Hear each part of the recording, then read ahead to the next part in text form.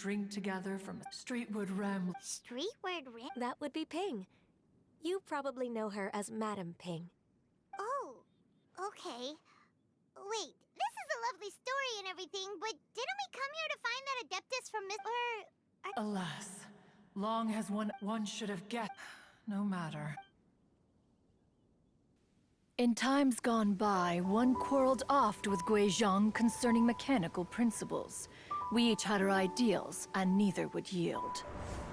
Under the pretext of a social gathering, one invited the impartial Rex Lapis to judge the quality of our creations. But Rex Lapis declared that Guizhong's Obscuro Vulpus mechanism was superior. Though one was too proud to acknowledge it, in one's heart, one knew that Guizhong was indeed the superior talent in the mechanical arts. As for the story between Guizhong and Streetward Rambler, that begins with a certain bell. In Guizhong's opinion, while mechanisms were no substitute for human composers, they were yet capable of producing simple but fine melodies. But Streetward Rambler believed music to be an expression of the soul, an emotional enterprise that could never hope to be replicated by machinery. They argued endlessly, until one asked Rex Lapis to intercede. He confiscated the bell and designated it for ceremonial use. Thereafter, one would often find them convening in the mountains, discussing music, mechanics, and all the affairs of the mortal world. But these good times were not to last. War broke out between the gods, and soon engulfed the Guili plains.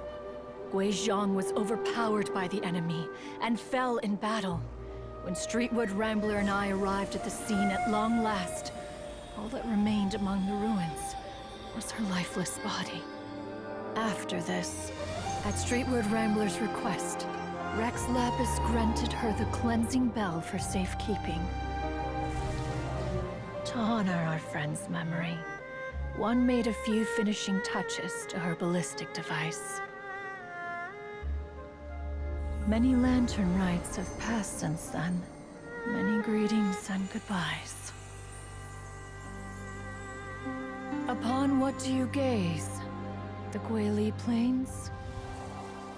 No. It's everything.